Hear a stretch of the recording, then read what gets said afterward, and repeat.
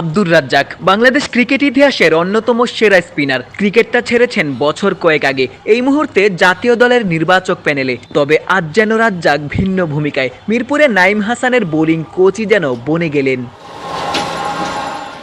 দক্ষিণ আফ্রিকার বিপক্ষে আশানুরূপ পারফর্ম করতে না পেরে জাতীয় দলের বাইরে নাইম হাসান। ওয়েস্ট ইন্ডিজের বিপক্ষে টেস্ট স্কোয়াডেও জায়গা পাননি। স্কোয়াড গঠন করেছেন যারা, তাদের মধ্যে রাজ্জাকও ছিলেন। নাইমের উন্নতির জায়গাটা নিশ্চয়ই তিনিও জানেন, আর তাই নাইমকে নিয়েই রাজ্জাকের লম্বা বোলিং সেশন।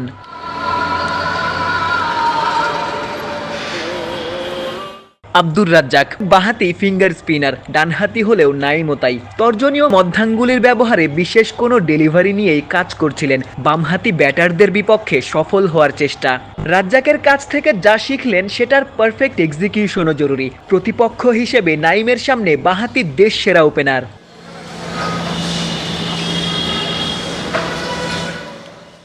গেল কিছুদিন শেরেই বাংলায় তামিম নিয়মিত অনুশীলন করছেন। নেট কিংবা সেন্টার উইকেটে বোলারদের বিপক্ষে আগ্রাসী তামিমকেই দেখা যাচ্ছে। তবে তামিমের বিপক্ষে নাইম ছিলেন ব্যতিক্রম।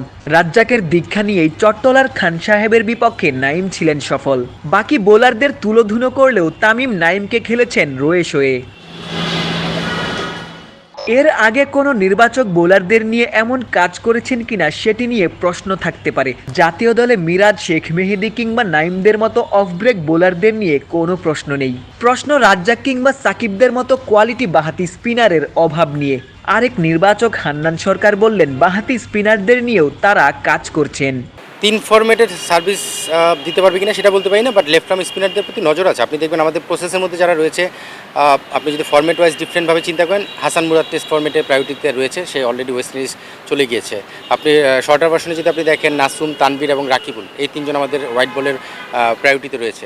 সো এরকমভাবে আমরা কাজ করছি। পাশাপাশি এই এনসিএলেও যারা ভালো করছে তাদের দিকেও নজর আছে। আপনারা দেখেছেন আশরাফুল রোহান, যে সে কিন্তু 10টা উইকেট পেল লাস্ট ম্যাচে, এবং সে কিন্তু আমাদের আন্ডার-19 একটা সময় স্কোয়াডে ছিল। তারপরে সে আসলে আন্ডার-19 স্কোয়াড থেকে ড্রপ করেছিল, বাট সে ভালো করছে। এরকম আরও কিছু প্লেয়ার দিকে আমাদের নজর রয়েছে। তো আমি এখনই আসলে বলবো না যে সেই বেস্ট বা সেই 3 ফরম্যাটের জন্য বেস্ট হতে পারে, বাট আমরা কাকে কোন ফরম্যাটে প্রায়োরিটিতে রাখা যায় সেই জিনিসটা নজর রেখেই আমরা তাদেরকে চেষ্টা করছি সুযোগ দেওয়ার জন্য।